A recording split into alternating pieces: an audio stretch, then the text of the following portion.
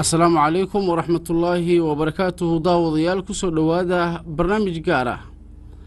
وان كسو قادر انو قيبتي اللباد حفلة على مسارك مضحدة بنتلان هل يعانحو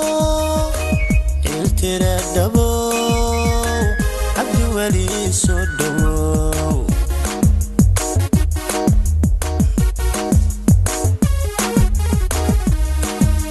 أولادي ودهاكي وهبسدي عديني شعبكي عرتمي دويه العارية خويا دي العيلة عرور تادي لدلي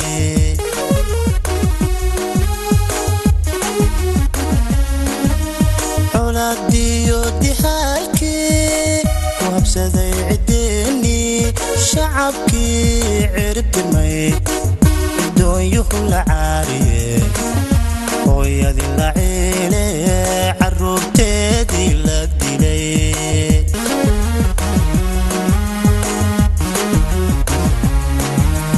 عدالتي لدوغي كيسي كعروضي نفط النهرة دبو تاقي علنكي. مناسبة على مسارك مضحدة بنتلان waxay ahayd mid si weyn looga soo shaqeeyay waxaana guud ahaan goobta lagu xardhay calamada Puntland iyo kan Soomaaliya jawiguna wuxuu ahaa mid ka duwan sidii hore oo madasha waxa ay kulmisay dhammaan dhinacyada Soomaalida. مناسبة labaad ee xafladda cali masaarka madaxda Puntland ayaa waxa lagu qabtay xarunta madaxtooyada Puntland ee Villa Puntland waxaana ka soo qayb galay madax ka socotay qaramada midoobay midowga Yurub igad Norway Turkiga Talyaaniga Djibouti Ethiopia dawladda federaalka Soomaaliya mas'uuliyiin ka socda maamulka Jubbaland Galmudug maamulka Ximaniya Xeeb xildhibaano hore oo ka tirsanaa dawladda federaalka ah Soomaaliya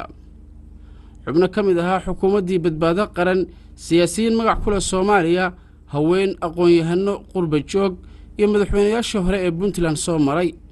رئيس الوزراء حكومة كوميل جارك هيدا الصومالية علي محمد جيدي أيها حفلة على مسارك كسو قيب قلي علي محمد جيدي رئيس الوزراء هراء الصومالية ومناسبة كهاللي أيها وحو حسين بنتلان أي تهي ميل هالبولوة من نمط الصومالية إيه نظام كفدرال كالصومالية.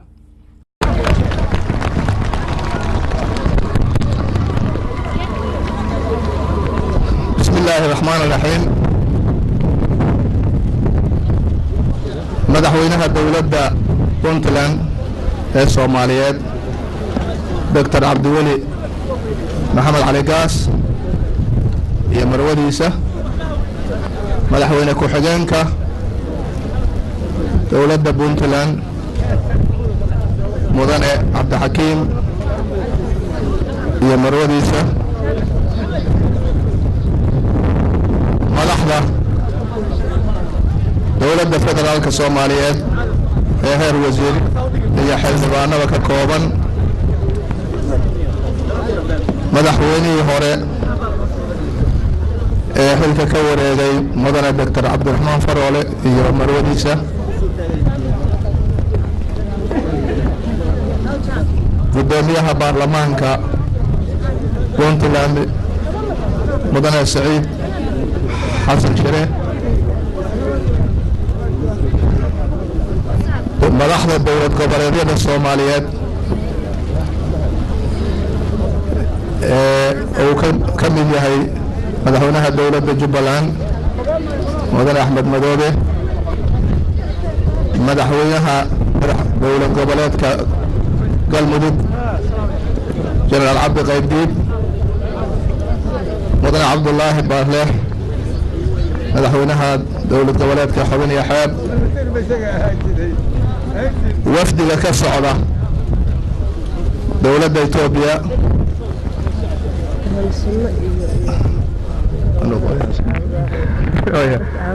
madaxweynaha wafdiga ka socda dowladda Itoobiya ee hogaaminaya wasiirka walaalkeen Maxamed Faatax iyo saraakiisha la socota dowladda yaa kala jooga dhammaan diblomaasiyiinta shacbiga Puntland ee sharafta leh ee ay saldhigga iyo hoggaanka dhaqanka u hayaan ismadu culamaa diinka rugta ganacsiga Puntland iyo ganacsatada kala duwan rugta ganacsiga Soomaaliyeed oo aan hubo inuu wafdi ka joogo waliba gudoomiyihii iyo xubno la socda ciidamada amniga ee Puntland ee kala duwan fanaaniinta waa beri Puntland dhalinyarada iyo aqoon-yahanada bahda isboortiga ummadda sharafta badan ee kala duwan ee xafladda tanqiimaha leh caawa ka soo qayb gashay assalaamu calaykum waraxmatullaahi wabarakaatuh waxay la tahay jawiga aan joogno munaasabadda tan quruxda badan ee lagu xusayo sanad guurida 15aad ee ka soo wareegatay aasaaska dowladda Puntland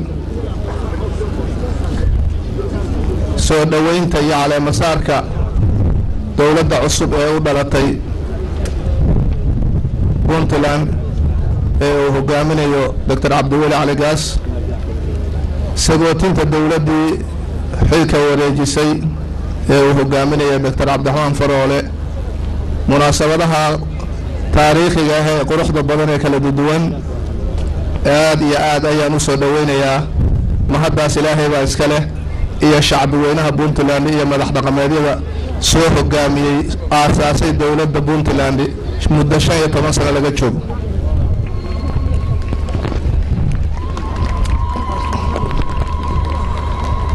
inta aanan u gudbin fariimaha aan halka ka gudbin doono waxaan rabaa inaan u mahad celiyo soo dhaweyntii sharafta lahayd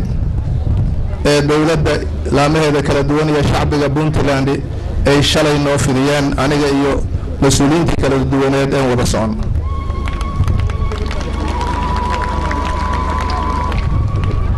waxaan u maleynayaa waxa la igu bilaabo hadalka waxaan qiyaasayaa inaan ahay ra'iisul wasaarihii xukuumaddii federaalka ku meel gaarka ahayd ee Soomaaliyeed furaheedii bilaabay fiila Soomaaliya in kursiga lagu soo celiyo waxaa munaasabaddan ay qayb ka tahay madaxweynaha loo doortay hadda 5 sano soo socotay isaguna inuu yahay ra'iisul wasaarihii gabagabeeyay ku meel gaarnimadii oo hawsha soo qabtay dadkiin marka caawa waxaan dhihi karaa waxaa meesha isugu yimiday ku meel gaaradii alif waxmale iyo yaay hoos kala maalay bilowga dhamaashada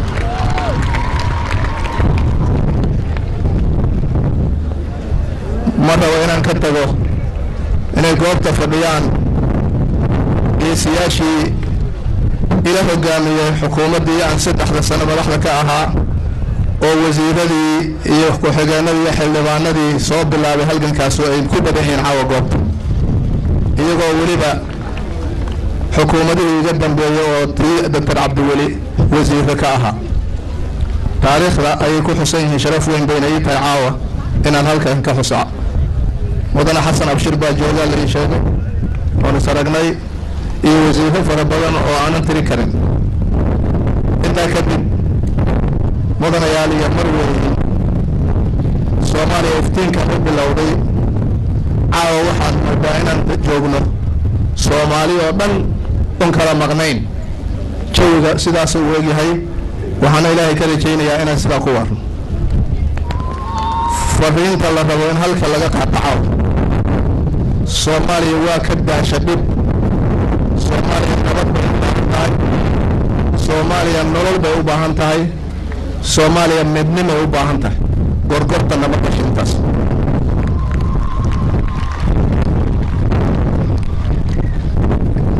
intaa kadib halganka dimuqraadiyeynta maamulka dowladda Jubbaland ee muddada soo jiray ee caalamka dalalka horumaray qaarkood aanay gaarin sidii doorashada iyo isbeddelku halka uga dhaceen inuu mithaal wanaagsan u yahay taariikhda Soomaaliyeed ee maanta iyo midda berita ayaan aaminsanahay in lagu daysadana waa u tilmaamaynaa ummadda Soomaaliyeed shacbiga Soomaaliyeed wuu bislaaday wuxuu bislaaday nabadda wuxuu bislaaday inuu nabadda difaacdo inuu danihiisa difaacdo inuu rabitaankiisa aqoontiisa iyo kartidiisa iyo waaranimadiisa uu shaqo ku helayo reer habel wasiir hala siiyo loo baahan maayo toban isla dhalata hadday wasiirka noqoto ay u adeegayso ummadda Puntland waa laga maarmi karaa reer habel wasiirkeena aaw inay yidhahdaan laakiin haddii wasiir loo noqonayo in reer habel loo shaqeeyo taas inay xaaraantaan aaminsanaano looma baahan intaa kadib mudana madaxweyne adiga iyo madaxweyne ku-xigeenkaaga iyo xukuumadda aad dhisi doonto adoo ku kalsoon hogaamintaada iyo kartidaada iyo aqoontaada iyo waayo-aragnimadaada inaad mithaal wanaagsan u noqoto dowlad goboleedyada maanta jira iyo kuwa dhalan doona ayaan rajaynaynaa su-aasha ah gabdhuhu waa ku yar yihiin ama lama siin cadkoodii waxaan rajaynayaa inay dowladda xukuumaddaada aada uga muuqdaan waxaan rajaynayaa dhallinyarada cuslaatay inay nastaan dhallinyarada hadda soo kacday oo caaboon xilalka loo dhiibo intaas kadib waxaan rabaa inaana kaligii waqtiga qaadan salaan iyo hambalyo ayaan u gudbinayaa mar kale madaxweynaha iyo xukuumaddiisa iyo shacbiga Puntland iyo dhammaan Soomaalida iyo saaxiibada nala jooga meel kasta naga daawanaya wassalaamu calaykum waraxmatullaahi wabarakaatuh hoggaanka dhaqanka ayaa ka soo qayb galay xafladda waxaana joogay nabadoonno waxgarad cuqaal ismada Puntland boqorka beelaha daarood boqor burhaan boqor muuse oo munaasabadda ka hadlay ayaa waxa uu sheegay inay garab taagan yihiin madaxweynaha Puntland iyo ku-xigeenkiisa runtii isbeddelkan iyo sharaftan iyo qiimahan socda waxa aad iyo aad ugu mahadsan maamuladii soo hogaaminayay oo ugu horeeyay madaxweynihii Allahu naxariistay Cabdulaahi Yuusuf madaxweynihii ku xigay mudane Maxamed Cabdi Xaashi madaxweynihii ku xigay Generaal Cadam Muuse madaxweynihii hadda xilka ka degay Cabdiraxmaan Faroole madaxda hadda loo doortay xilka oo aan isleeyahay iyaguna way ka soo dhalaali doonaan insha Allah xilkan iyo mas'uuliyaddan la saaray waxaan filayaa runtii inay wax weyn tahay inaynu dhisno maadaama aynu ku guulaysanay inaynu Puntland ay qaan gaarto inaynu baadi goobno Soomaali inteeda kale maamulada hadda halkan mas'uuliyiintii hadda halkan ka hadlaysay oo Cabdi Cawaale Qaybdiid iyo mas'uulkii kale ee Baarleex labaduba waxay codsadeen in gacan lagu siiyo siday u dhisan lahaayeen maamul gobolada dhexe taa waxaan u malaynayaa shacabka Puntland isimada waxgaradka ganacsatada iyo maamulkuba inay diyaar u yihiin inay dhisaan oo ay arrinkaas meel mariyaan suurtana geliyaan eebaydankiis runtii waxa lagu aad loogu farxaa maamulka Jubbaland oo aan isleeyahay madaxweynihii hadda halkan ka hadlay sida sharafta badan oo uu tilmaamay in dhismaha maamulkaasi caqabado kasta oo ku yimi uu dhabar adeegay runtiina uu suurto geliyay inuu horay u sii socdo aad iyo aad baan ugu faraxsanahay waxaan leenahay ummadda Soomaaliyeed meel kasta ay joogto guul iyo sharaf baan u rajaynaynaa waxaan Ilaahay uga baryaynaa in Ilaahay ummadda Soomaaliyeed qulubtooda isu soo jeediyo in Ilaahay uu tuso sharafta iyo karaamada iyo wadajirka waxaan filayaa maamulada federaalka ahi inay wax badan wax badan ay isu hilow badan iyo isu keenis marka dambena loo noqdo siday ahaan jirtay Soomaaliya in ay insha Allah inay ku caanamaalaan ilaahay dankii intaasaan ku soo gabagabaynaya ilaahay tawfiiqda hayna waafajiyo والسلام عليكم ورحمة الله وبركاته. xafladda caleemasaarka madaxweynaha Puntland iyo ku-xigeenkiisa waxa kaalin weyn ka qaatay kooxda Waaberi Puntland oo halkaas ku soo bandhigay heese ka turjumaya isku duubnaanta iyo muhiimadda ay leedahay. hatta doorkii hore dabinkiyo sirtiyo siyaasadda dadna soo daafurno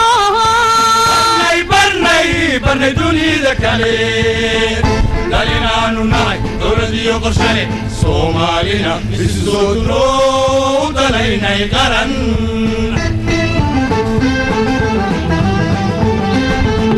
ducaqabe markaan wax la doonayaa ducaqabe daldaloolka jira deegaamada gudaha in la dalab tiidhaaba la doonayaa dadka waxaa ku filan daacadiyo cadaaladee dulmi inuu haraaba la doonayaa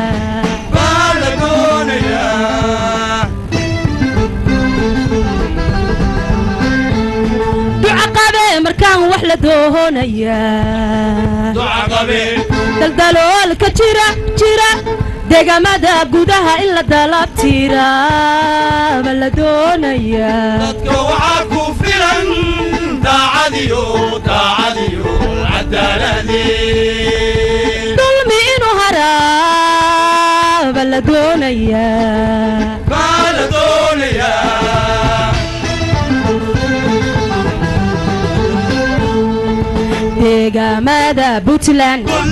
deegaamada Puntland dacalada ka maqane in la soo dadbo degdeg loo hela degdeg loo helaaba la doonayaa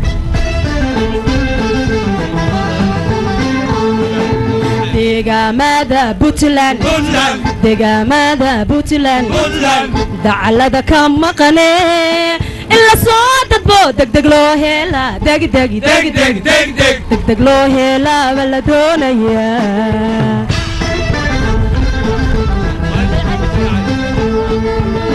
ka dayacay xilkee antidii dalkee dadku wada lahaa u danaystay keligii iyo dooryaha isku dira bulshada xeerku inuu dabro dambiiluu xirmaa laga doonayaa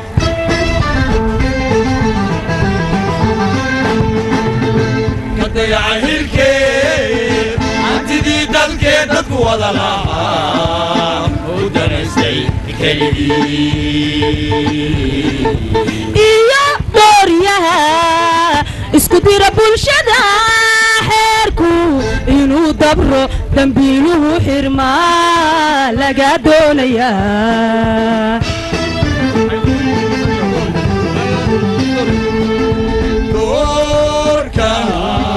doorka xiga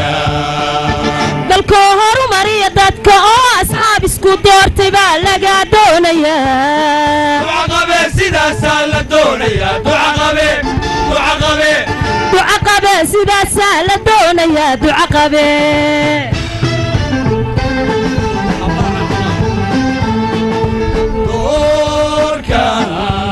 doorka xiga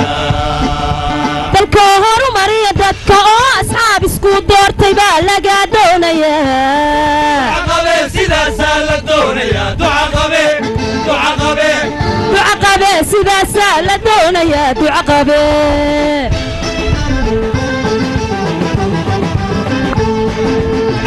kuna dadyo wax laga doonayaa dastuurkeena qoran inaad daayintaan baa la doonayaa dabadeedna dagaalka xigtadu wayna doonayeen la dabar jaro degan iyo nabad lagu doortaa laga doonee dabadeedna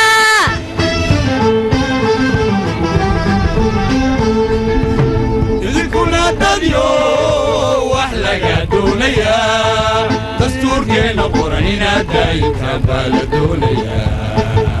dabadeedna dagaalka xigtadu wayna doorayeen la dabar jaro deganiya nabad lagu doortaan laga doone dabadeedna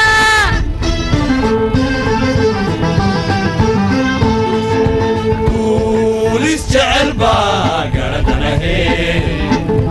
اسكو دومني دلالي هول ولا دوني دبنينا داين بارينات البرواقيات ودنبدا وذا دونات قواميل بوليس جعل باقردنا اسكو دومني دلالي هول ولا دوني دبنينا داين بارينات البرواقيات ودنبدا وذا دونات قواميل عقبة سيدا سالة دونيا دعقبة دعقبة دعقبة سيدا سالة دونيا دعقبة عقبة سيدا سالة دونيا دعقبة fanaanka weyn ee Soomaaliyeed Cali Dhaanto ayaa mar qura waxa uu bedelay dareenka ka qaybgalayaasha xafladda kadib markii uu dhaantooyin lagu yaqaanay oo aad u qurux badnaa ku soo bandhigay goobta ay xafladdu ka dhacaysay Cali Dhaanto magaalada Shalagala buu yimi heesta xalaal la sameeyay xalaal la laxameeyay xalaal muusikada la saaray waa darandoori laba qof baa qaadaya waan salaamayaa dhammaan bulshooyinka ku nool waxaan ku raadayay Puntland iyo dhammaan shacabweynaha iyo madaxda sharafta leh meesha isku wada timid anigoo ku hadlaya magacayga iyo magaca deegaankayga waxaan idin leeyahay hambal iyo nabad ku gaadheen xafladan waxaana jecelahay xafladahan iyo xaflada ka qurux badan insha Allah iyo waqti ka sii wanaagsan binaad gaadhaan haddii la yiraahdo wada dheer waa idin soo marnay inaan idin farxno darteed haddii la yiraahdo marka heestaan ku talagalay waa idin qaaday dhaantay insha Allah haddii la yiraahdo aad baad u mahadsantihiin anulkeena waxaan dhaanta ku tumo dhaqankiyo hidaha isku dhaafsanee dalgobeeley Puntland igu soo dhaweey Puntland ku soo dhawow soo dhawow dhulkaagi ku soo dhawow Sooriyana ka dhigo dhayo karur dhayo barur Cali Dhaanto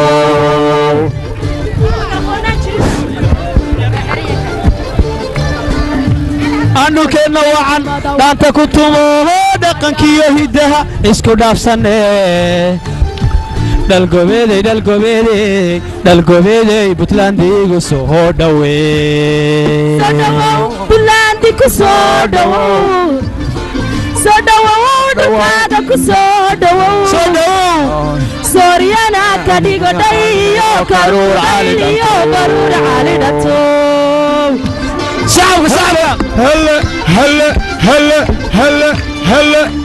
anulkeena waxaan dhaanta ku tumo dhaqankiyo hidaha isku dhaafsanee dalgobeeley Puntland igu soo dhaweey soo dhawow Puntland ku soo dhawow soo dhawow dhulkaagi ku soo dhawow Sooriyana ka dhigo dhayo karur dhayo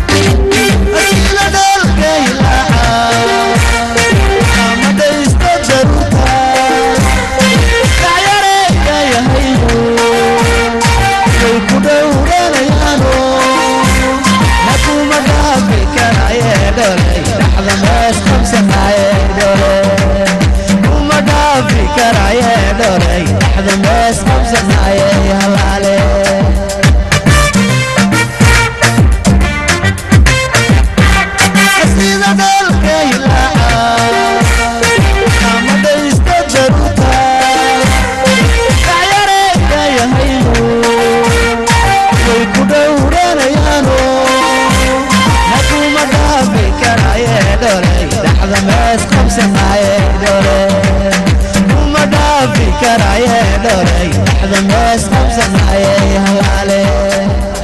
waxaan leeyahay madaxweynaha cusub xilka allah kugu asturaan leeyahay cabduuli insha allah aad leeyahay meel walba uma Soomaaliyeed joogtana nabad allah ka dhigo aad baad u mahadsantahay fanaanada qaranka Soomaaliyeed Hiba Nuura oo ka mid ahayd marti sharaftii ka qayb gashay xafladda ayaa iyaduna dareenka dadka bedeshay oo hees wadani ah halkaasi ka qaaday aqal sir laanti kaligi matagme hadana istaaqulin tamaryeelan mayne aqal sir laanti kaligi matagme hadana istaaqulin tamaryeelan mayne تشبع عدوه اسكتير سندا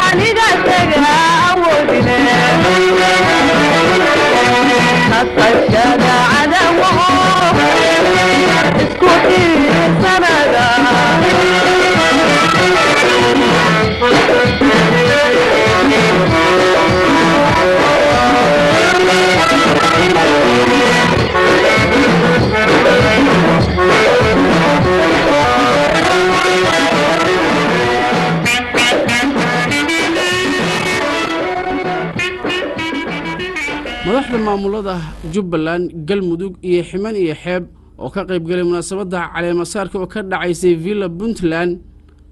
ayaa waxa ay sheegeen inay muhiim tahay wada shaqayn dhexmarta maamulada kale iyo dawladda Puntland madaxweynaha maamulka Jubbaland Axmed Madoobe ayaa xusay in Puntland ay tahay udubdhexaadka maamulka Jubbaland oo ay sii wadi doonaan wada shaqaynta iyo isku xirnaanta Puntland iyo Jubbaland. waxaan u malaynayaa qof kasta oo caawa halkan soo istaagay ama ka soo qayb galay shucuurkan uu dareemaya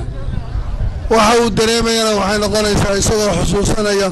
waayo iyo Soomaaliya waxay ahayd waxaynu ku jirnay dhowr iyo 20 sano waliba khaas ahaan dhulka anagu aanu ka nimid ee koonfurta hoose ee Soomaaliya isjiid meeshaana waxaa hadda ka yeedhaysa 15 sano iyo qaangaad iyo intaas madaxweyne isbedeshay oo maanta Jalaal Cadda Muuse uu qarno degan yahay Cabdiraxmaan uu Garowe degan yahay Cabdiwelina uu hadda joogo Allahuna hasta Cabdullaahi Yuusufna uu shalay tii Allah u timid nin walibana uu gobolkiisa gurigiisa dhinaca kale ka degayo ee marka kursiga uu waayo una meel kale aadaynin uu deegaankiisa joogayo waa shay taariikhi ah way xaqiiqatan waxayna muujinaysaa arrintaasi biseelka siyaasadeed iyo fahmiga dawladnimadu waxay tahay maaha wax qof waliba uu garan karayo sidaa daraadeed waxaan mar labaad iyo mar saddexaad uga mahadcelinayaa reer Puntland taariikhda cusub ee Soomaaliya ay horseedayaan iyadoo asal u ah inay taariikhda markii hore hogaaminayeen waxaan isleeyahay madaxweynihii tagay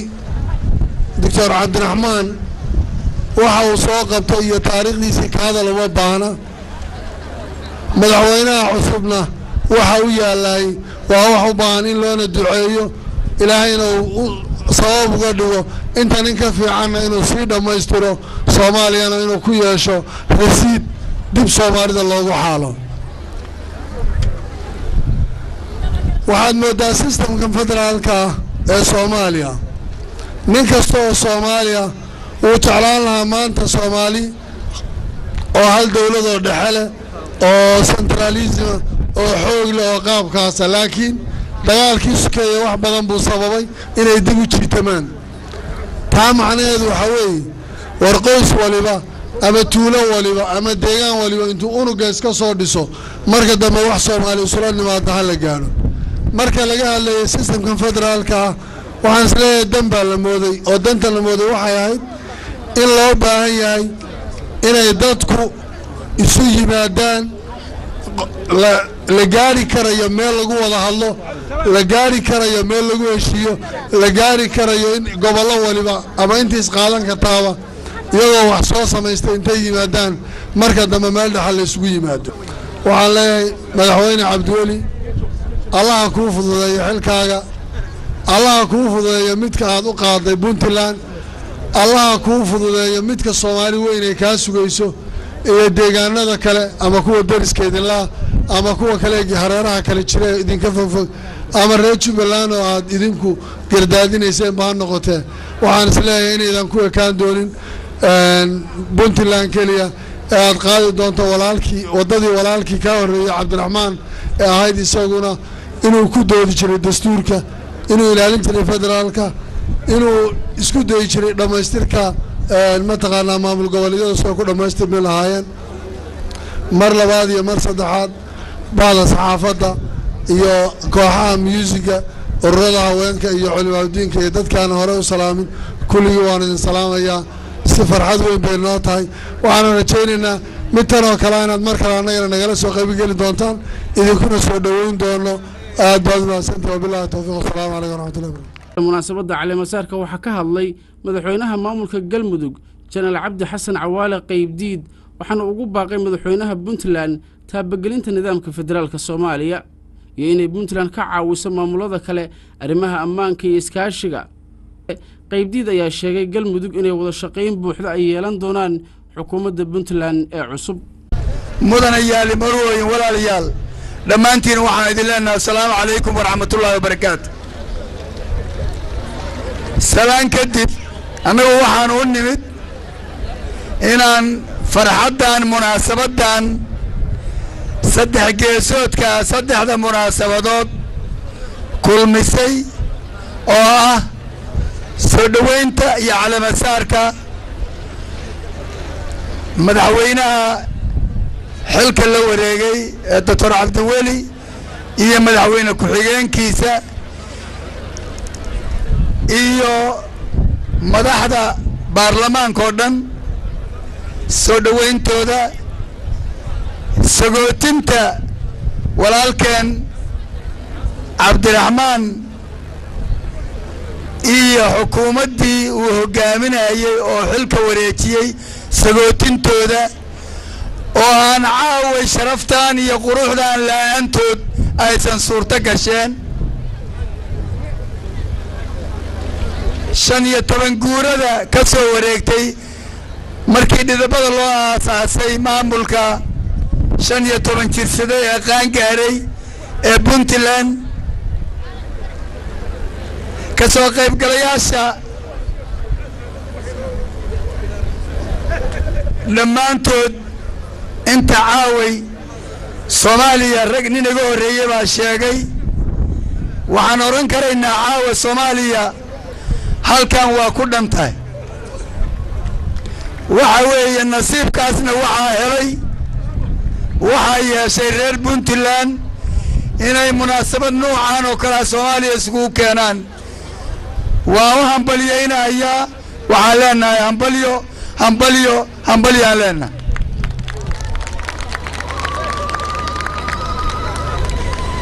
walaalayaal reer Puntland intaan hadday qabsadeen waxa weeye weli waxbaa u haray waxaan rajaynaynaa inaysan ku mashquulin keligood inay ayagu keligood mar hadday dhibaatadii ka baxeen oo horumar gaareen oo isdoorteen oo si sharaf la isku doorteen oo isqaayibeen oo ay qaan gaareen inay mas'uuliyadoodii kale inaysan hilmaamin ee Soomaaliya inteedii kale oo weli qaar cadowgu haysto oo weli qaar shabaab ku fadhiyo oo aan qaar weli maamuladii u dhisnayn oo aan qaar weli dhibaatooyin badan ay ka jiraan waxaan rajaynaynaa walaalahayga madaxweynaha cusub iyo madaxweyne ku-xigeenka iyo xukuumaddaba inay arrinta qayb ka mid ah in loo soo jeediyo dadkii Soomaaliyeed iyo dawladdii Soomaaliyeed Soomaaliya midnimadeedii wadajirkeedii iyo amnigeedii inay hormood ka noqdaan reer Puntland walaalkay Cabdiweli waxa weeye waa farsamo yaqaan weeye mar hadduu dawladdii ku meel gaarnimadii Soomaaliya nasiibkiisa alla ka dhigay inuu ka saaro haddana caawa Soomaalida halkaa iskugu timid intay Puntland intay doorteen caawa halkaa la isugu yimid waxaan rajaynayaa xiriir wanaagsan wada shaqayn wanaagsan in maaragtay ay dhexmari doonto Puntland iyo dawladda federaalka Puntland iyo maamul goboleedyada Puntland iyo cid kasta oo Soomaaliya inay Cabdiweli hormood ka noqon doono arrintaas ayaan rajo weyn waxaana keenana waa midaas waxaana keena waxa weeye wixii uu soo qabtay markaa aragnay waxaa noo baxay shuclad baa baxday iftiin baa baxay marka iftiinkii baan soo raacnay mudanayaal marooyin walaalayaal meeshaan waxaan rabaa anigoo ku hadlaaya magaca dawlad goboleedka Galmudug iyo waftiga ballaaran oo aan hogaaminayo wasiiradu ay ka mid yihiin iyo xildhibaanadu waxaan diyaar u nahay waxa la dariskaaga ama ku dayo ama ka dayri Puntland waa ku dayanaynaa waxaan uga dayanaynaa waxa wanaagsan oo ay qabteen waxaan rajaynaynaa dadka gobolada dhexe ka soo jeeda waa foolanayaan waxaan rabaa inaan idinku wargeliyo gobolada dhexe waa foolanayaan insha Allah wax khayr lahayn dhali doonaan waana isku tagi doonaan haddii Allah idmo walaalkay madaxweynihii hore cabdiraxmaan faroole taladiisii waa uga mahad celinaynaa aadaan uga mahad celinaynaa inuu yidhi war waxqabsada war fadhiga ka kaca war meeshaa taaliin ka kaca waa qaadanaynaa cabdiraxmaan waana kaaga mahad celinaynaa waana arki doontaa dhaqdhaqaaqa iyaga haddii alla idmo reer puntland waxaan isleenahay cabdiraxmaan faroole waxa weeye nin qaniyo badan gobollada dhexe oo dhan iyo annaga dhinaca dadka jira waxaa laga tirsanaya qaniyo waa waxa weeye nin wuxuu ahaa nin qaniyo badan buu ahaa laakiin waxaan qaniyadii iyo wixii jiray waxay caawa isku beddeshay taariikh cusub iyo meel fiican iyo karaamo iyo sharaf inuu Soomaaliya oo dhan u keenay madaxweynaha maamulka Ximan iyo Xeeb Cabdullaahi Cali Maxamed Kadiye Barleex ayaa xusay in madaxweyne Gaas looga fadhiyo dhisidda maamul goboleedyada kala duwan ee dalka gaar ahaan maamul goboleedka bartamaha Soomaaliya oo hadda uu sheegay in gogoshiisu ay taalo magaalada Cadaado ee xarunta maamulkaasi bismillaah alxamdulillaah waxaan soo qortay khudbadaan ugu talagalay caawa inaan barnaamijka ku galo waxaan go'aansaday maadaama la igu xijiyay dad rugcada oo ay ka mid yihiin madaxweyne Cabdiraxmaan Faroole iyo Muuse Cadde iyo Cabdi Qaydiid inaan khudbadeedii jaabka iska gashto oo bal anna aan maskaxda isticmaalo caawa hadii aan leedno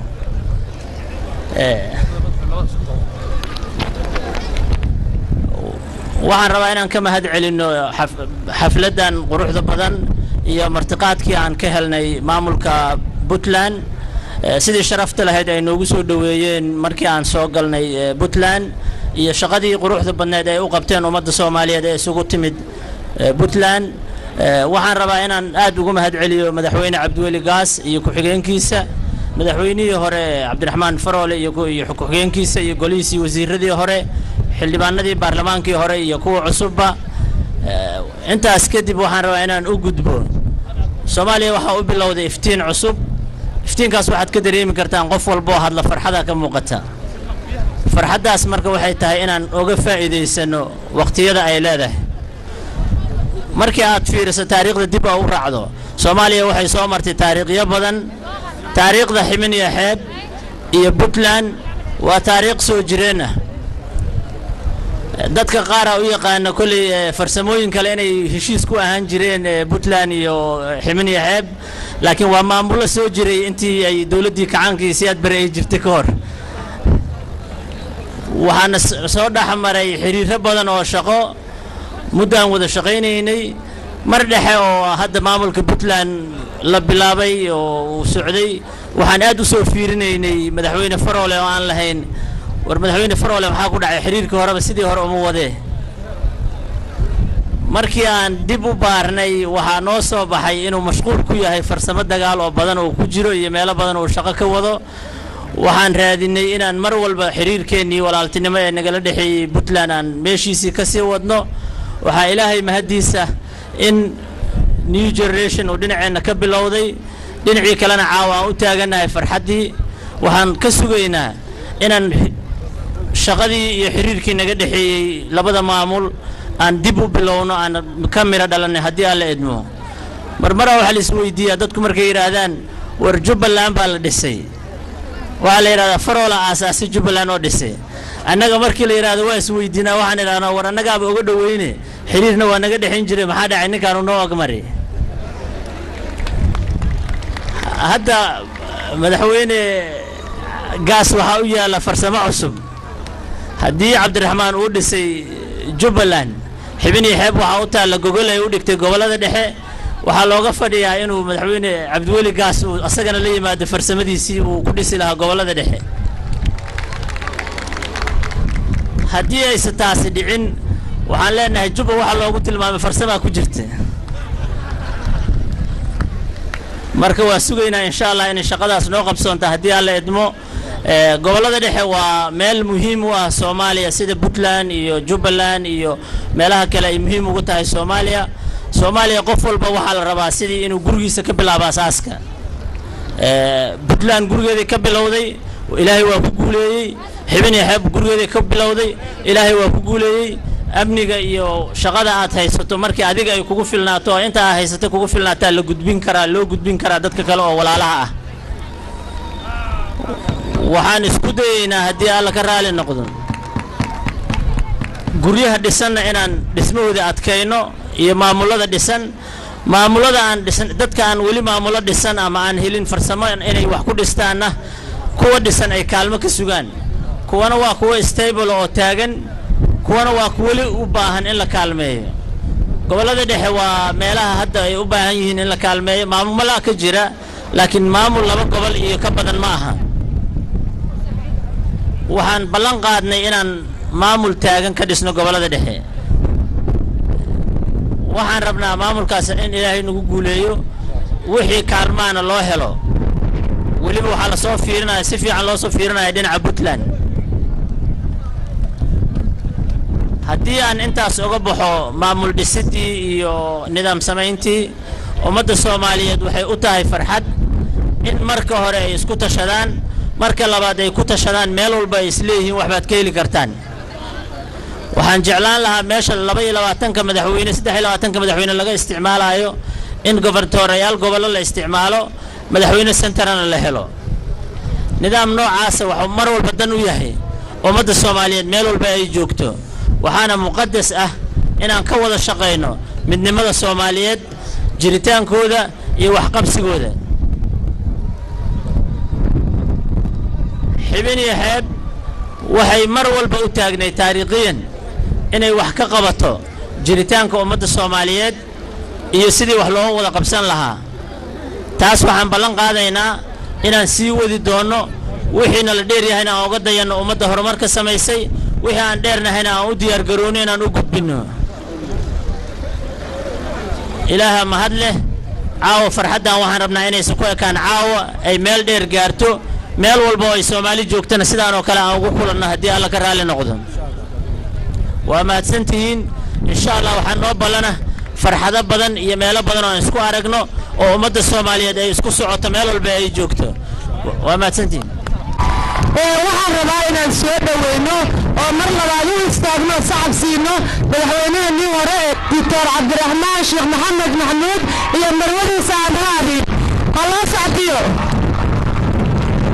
bilaa kala leeyahay madaxweynaha hore Dr. Cabdiraxmaan wuxuu naga istaagay oday inuu noo noqdo abwaan noo noqdo la taliyo noo noqdo madaxweyne wax badan baad qabatay waa ku faraxsanahay wax qabadkaagii waa ku faraxsanahay sida sharafta mudan oo aad soo dhawaysay dowladda cusub soo dhawo madaxweyne waa soo dhaweynaynay laakiin haddana waxaan rabnaa inuu kelmadda ugu habboon uu yiraahdo maadaama yahay oday Puntland madaxweyne ku soo dhawo بسم الله الرحمن الرحيم الحمد لله رب العالمين والصلاة والسلام على رسول الله هذا الكلام وصول المستوى هذا البلد هذا أوران كلمة هي بلادين يسود وين كلية ماشي عن طلعان أو حاوى الجولان كونوا شنبغ الميعاش لو كونوا شنبغ أو غفى الجولان إلى مجالة مركز هذا كسر سعوني إلى محتوى الجديد هنا مالي بوحة حري بابور waxaan xusuusnahay bishii Juulaay markii shirkii Djibouti kooxan ka soo noqonay wafdigii markaa ka qayb galay shirkii nabadaynta Soomaaliyeed oo ugu horeeyay magaalada Garowe caawa shalay markaan baabuurta soo maray afar baabuur laba taalo Toyota iyo laba xaajiyood kuwa la yaqaan baayoole caawana kuwayaal baa jooga kuwayaal baabuur baa halkaa wadayaan الحمد لله رب العالمين واحد سوا بدكم هالشيكتو وأنا قيميان ماشي كسر الجورين وماشي أي حتى ما أنت مريان وماشي يسيك سريان عامل الدنيا يا وراها يا كلا الصوماليين ويقولوا الريان قبل ما درس كمراها قبل ما دحور ما أنت عاوي هذا كجوبان أنا ريان ما أمي كودي أي بصوب بستان وأنا مركز متانون الدرس ما نكنا هاي جبلان ولا ليش شيء صح أيام لا شغل مجرد ولا شغل دون هدي على وجه طلعنا هاي سيرو كله سيران ما أنت مشي وراها جبلان كودا حية iyo shabeelle iyana inay maamulkooda dhistaan weelbin buu ka tolmaa dowlad dhexe maalinta puntland la dhisay 8 sana laga shaqeynayay oo inta shir la isugu imaanayay way samaysmi weydi wax walba waxay ka samaysmaan asaaska hoose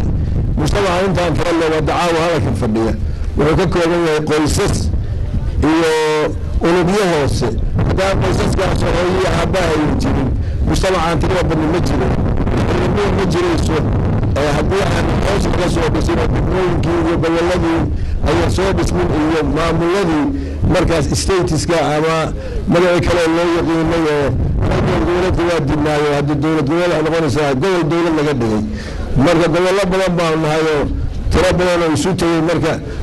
statiskada waa ka weyn yahay dowlad goboleed marka waxaan rajaynaynaa in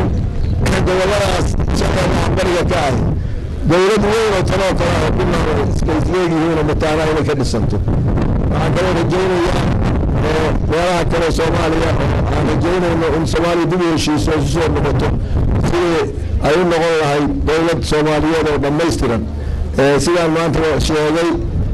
marka hadda ka tagay oo safiirada ay dowladda u soo idmadeen inay nidaamka federaalka Soomaaliya ka hirgeliyaan inay intaan muddada dowladda federaalka ay dhammaan inay dhammaystiraan dowladda federaalka ay gacan ka geystaan inay dhammaystiraan dowladda dhexena wufuudda ka joogta caawa reer Puntland u badan iyo wufuud kale oo iyaguna civil society-ga ilaahay inuu waddada saxa ku soo hanuuniyo dastuurkii rasmiga ay soo ceshaan aqalkiisana dhiso maamulada ay gacan qabtaan markaas ka bacdi ay dowlad Soomaaliyeed rasmiga oo loo dhan yahay oo wax la kala leeyahay waxna la wadaado ay samaysanto waxaan mar kale hambalyo u soo jeedinayaa beesha caalamka gaar ahaan sida gaar ahaan dowladaha dariska oo Afrikaanka oo iyagu ka geystay gacanta weyn nabadaynta Soomaaliya ayaa markii geeska laga bilaabo Djibouti iyo Ethiopia iyo Kenya iyo kuwa iyadoo kale ka shisheeyay Uganda iyo Rwanda intaba wasiirada West Africa ka soo gudmatay inta ay Soomaaliya joogaan heerkaas iyo dadka dhiigooda iyo naftooda loo huraaya wax kale ma rabaan inaan isku taagno inaan dowlad noqono inaan isku tashanno inaan beesha caalamka aynu sidoo kale uga midxaajiro nabad sharaf leh oo baasaboorkeena la xidmaynayo oo ardaydeena meesha u shaqo tagaan taxliinta la soo dhaweynayo inaynu soo noqono markaasna aynu dalkeena dhisno oo wixii ka baaqday aynu dib u kabno wixii lama dib loo raacday aad iyo aad baan u bogaadinayaa dadkii soo abaabulay xafladan caawa qiimaha leh booskan meeshaan fiican oo weyn oo intaas wadada qaaday iyo sida loo agaasimay iyo calamada iyo waxa sursuran iyo damaashaadkii dusheeda ahaayo qarxa iyo markaa waxaan isir wadan ma tii runta ay tahay wanaga waxaasaan marmar ka baqi jiray marka aad baan u soo dhaweeyay waan mahadsantihiin assalaamu calaykum waraxmatullaahi wabarakaatuh gabagabadii munaasabadda waxaa soo xiray madaxweynaha dowladda Puntland Professor Cabdiweli Maxamed Cali Gaas waxaana uu khudbadiisa uu ku cabiray waxyaabaha uu doonayo inuu wax weyn ka qabto 5 sano ee soo socda oo ay ugu horeeyaan ammaanka dhaqaalaha iyo dhinacyo kale. Bismillahir Rahmanir Rahim. Assalamu alaykum wa rahmatullahi wa barakatuh. mudane yali marwooyin waxaan idinku salaamay salaanta islaamka assalaamu calaykum waraxmatullaahi wabarakaatuh mudane madaxweyne ku-xigeen xildhibaanada baarlamaanka Puntland madaxweynihii hore mudane cabdiraxmaan sheekh maxamed maxamuud faroole madaxweynihii hore mudane maxamuud muuse xirsi madaxweyne ku-xigeenkii hore ra-iisul wasaarahii dowladda ku meergaalka ee Soomaaliya mudane cali maxamed geedi wasiirada iyo maamulkii hore ee dowladda Puntland wasiirada xildhibaanada asxaabta iyo marti sharafta nooga timid magaalada Muqdisho ee dowladda federaalka ee Soomaaliya madaxweynayaasha Jubbaland Galmudug Himan iyo Xeeb iyo dhammaan gobolada dalka saaxiibadayda badbaado qaran safiirada dowladaha aan dariska nahay oo ka mid yahay walaalkeena sidoo kale walaalkeena looga yimid dowladda ismaamulka soomaalida ee Ethiopia odayaasha iyo simada dhaqanka ee halbowlaha u ah dhismaha maamulka Puntland fanaaniinta waa bari Puntland cali dhaanto iyo fanaanadeena hibanuura ururada bulshada iyo dhammaan shacabweynaha caawa martida inoo ah ciidamada amniga oo aan si gaar ah aan ugu mahadnaqayo waxaan aad iyo aad sidoo kale ugu mahadnaqayaa oo halkaan rabaa inuu fursaddan ka faa'iidaysanaya inaan u bogaadiyo madaxweynihii hore ee Puntland mudane Dr. Cabdiraxmaan Sheekh Maxamuud Faroole oo si wanaagsan u soo hogaaminayay Puntland 5 sano ee la soo dhaafay waxaan ilaahay uga rajaynayaa cimri dheer iyo caafimaad inuu siiyo waxaan rabaa sidoo kale anoo fursaddan ka faa'iidaysanaya in halkaan ku guddoonsiino shahaado sharaf aan ugu talagalay madaxweynihii hore madaxweyne soo dhow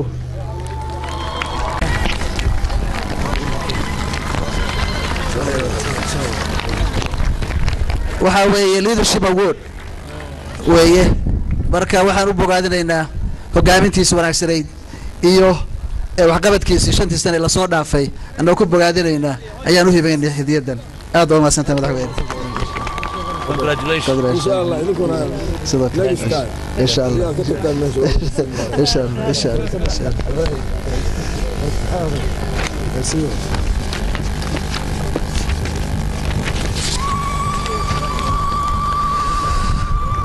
mudan yaariye marweyn caawa waa habeen taariikhi ah waxaan u dabaaldegaynaa isbedel siyaasadeed ee ku yimid nabad iyo xasilooni kuna qabsoomay si dimuqraati ah iyo codayn u dhacday si waafi ah maanta waxaan u dabaaldegaynaa ma aha guul siyaasadeed oo u gaara koox balse bilow wanaagsan iyo isbedel la wada sugayay oo loo dhan yahay isbedelkaas siyaasadeed oo Puntland 4 sano ama 5 sanoba mar lagu talaabsanayay walaalayaal maanta dawladda Puntland waa 15 jir taasoo macnaheedu yahay baahida dhaqaale bulsho amni iyo siyaasadeed oo ka badan kana ballaaran sanadihiina soo dhaafay isbedelka aan doonaynaa wuxuu kobcinayaa dhammaan wixii inoo shaqaynaya wuxuu dardar gelinayaa abuurayaa dhisayaa wixii mudnaa inay shaqeeyaan balse aan inoo shaqayn walaalayaal mansab dawladnimo wuxuu ku hirgalaa kuna guulaystaa wada shaqayn iyo mas-uuliyadda oo la wada qaado sida sharcigu qabo dalku waa inoo wada baahan yahay midnimo ayaa guul u horseedi karta Puntland iyo Soomaaliyaba haddaan wax yar ka yiraahdo taariikhda Puntland gobolkani wuxuu leeyahay taariikh dheer oo dhaqan hoggaan iyo mid siyaasadeedba Puntland waxay leedahay taariikh ganacsi oo soo jireena taas oo ku xeernayd dhulxeebeedka dheer ganacsigaas oo qarniyaal soo jiray ahaydna dariiq ganacsi oo isku xiri jiray Afrika iyo ilaa Asia dawladdeeda qorshadeeda ballaaran ee midnimo amni siyaasadeed iyo dhaqaale iyo bulsho waxaa saldhig u ah kow midnimada reer Puntland waa muqadas waa run in dadkii Puntland wada dhistay uu soo kala dhex galay shaki iyo faham yari dawladda Puntland waxay ahmiyadda koowaad siin doontaa sidii mar kale loo soo hoyn lahaa midnimada reer Puntland loona noolayn lahaa qiyamkii asaasiga ahaa ee lagu heshiiyey sanadkii 1998 waxaan fidin doonaa gobol loo dhan yahay oo ay ka wada qayb galaan dhammaan hay'adaha xukuumadda dhaqanka iyo bulshada rayidka ah oo metelaya dhammaan deegaanada Puntland ka kooban tahay wixii khaldamay waxaan ku saxaynaa gogosha midnimada Puntland gogoshaasi waxay si gaar ah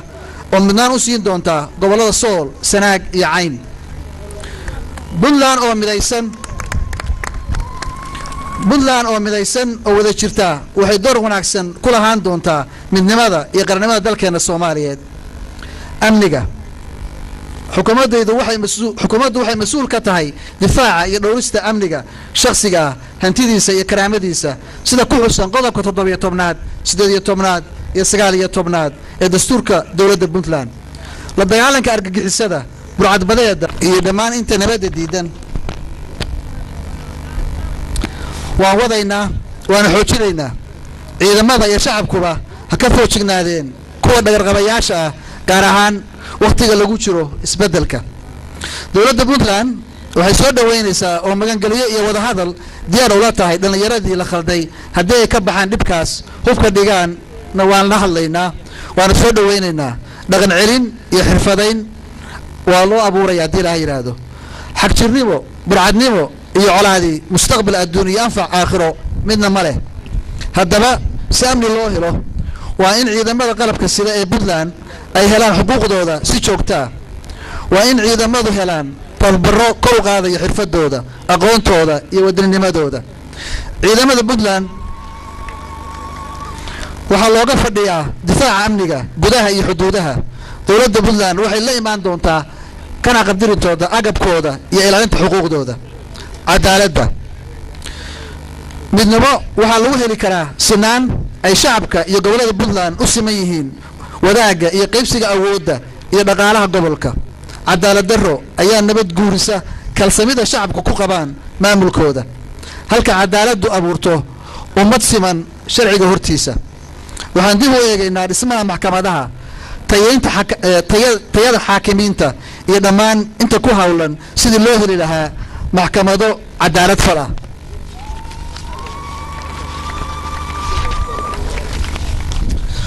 dhaqaalaha puntland waxaa ilaa ku manaystay khayraad dabiici ah oo fara badan sida xoolaha, macdanta, kalluunka, beeyada iyo xeebta u dheer xeeb aada u dheer. dhaqaalaha ceeriinka ah ee puntland waa mid aan la soo koobi karin. dowladda puntland ayadoo dib u eegaysa qorshaha 5 sano waxay dardar gelinaysaa horumarinaysaa siyaasadda ganacsiga xorta ah iyo shaqo abuurka. waxaan tixgelinaynaa dhammaan shuruucda dhowraysa xuquuqda maalgashiga iyo ilaalinta hantida maalgeliyaha. waxaan caawa anigoo ka faa'iidaysanaya fursaddan ku dhawaaqayaa in puntland diyaar u tahay cid kasta oo danaynaysa inay ganacsi iyo maalgashi nala gasho. we are open for business. kaabayaasha dhaqaalaha haddii aan la helin jireed airport garoomo diyaaradeed iyo dekado casri ah oo fududeeya ganacsiga iyo isku gooshka dadka gaadiidka iyo badeecada way adkaan in la helo maalgashi waafi ah oo abuura shaqooyinka iyo xirfadaha aadka loogu baahan yahay. sidaas darteed waxaan ahmiyad gaara siin doonaa dhammaystirka mashaariicda socota iyo abuuridda kuwa dhiman ee ahmiyadda u leh kobcinta iyo horumarinta dhaqaalaha. canshuuraha iyo dakhliga dowladda waa mas-uuliyad saaran qof kasta oo muwaadin ah, ganacsade iyo mid waxgataba. muwaadinku waa inuu canshuurta bixiyaa. xukuumaddu waa inay canshuurta u isticmaashaa inay ku difaacdo nabadgelyada iyo sharafka muwaadinka. xukuumaddaydu waxay ballan qaadaysaa inay la dagaalanto musuqmaasuqa, xoojiso hanti dhowrka iyo ilaalinta hantida dowladda. qofkii canshuurta diidaa waa puntland diid. qofkii canshuurta khiyaamaa waa puntland diid.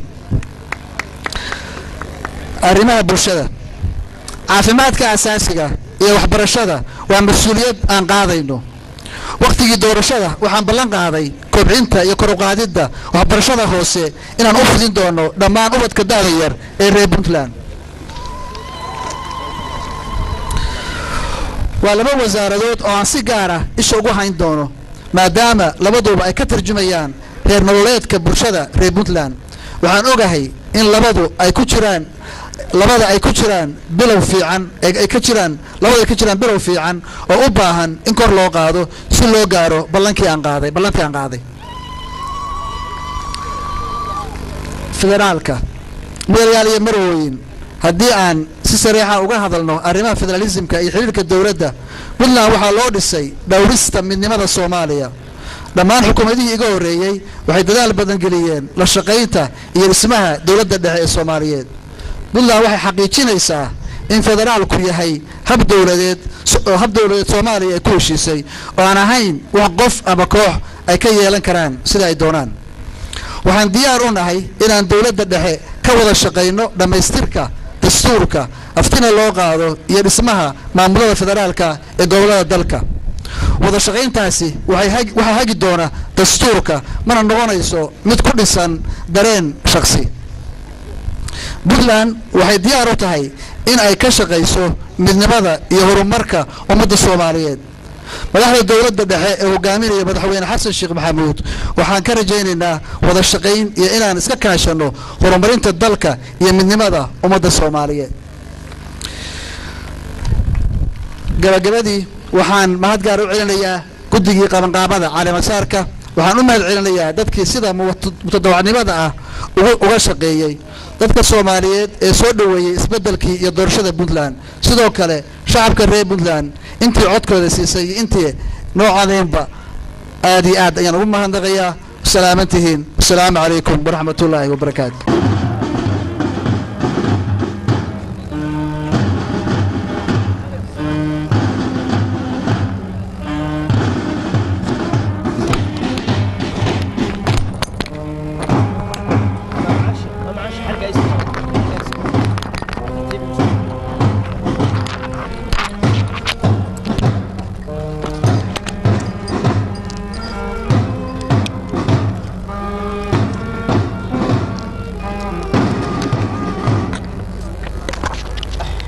xafladda caleemasaarka ee ka dhacday Puntland waxay noqonaysaa munaasabadii ugu horeysay oo noocan oo kala ah oo loo qabto madaxda Puntland ee dalka soo martay intaas ayaan daawadayaal ku soo gabagabeynaa barnaamijkii gaarka ah oo aan ku eegaynay munaasabadii labaad ee caleemasaarka madaxda Puntland oo ka dhacday Villa Puntland barnaamijka waxaa igala qayb galay Maxamed Cismaan Alaki iyo Cabdiqani Axmed Maxamed Bardacad anigoo Cabdirasaaq Jubba ayaa barnaamijka la socodsiinayay tani intan barnaamijkan oo kale ah ku kulmayno waa bahda Puntland TV oo inla sidaas iyo nabadgelyo hakaagi weliga dadkaaga cabdiyo inna ku halayn Soomaali cabdiyo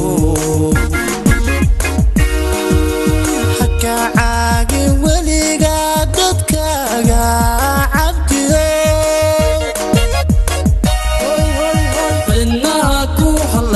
Soomaali cabdiyo cunimiyo barbaar haweeniyo cuqaar cunimiyo barbaar haweeniyo cuqaar ku caleema sarte cali talada markale ku caleema sarne ku cali talada markale sarne ducadii talada markale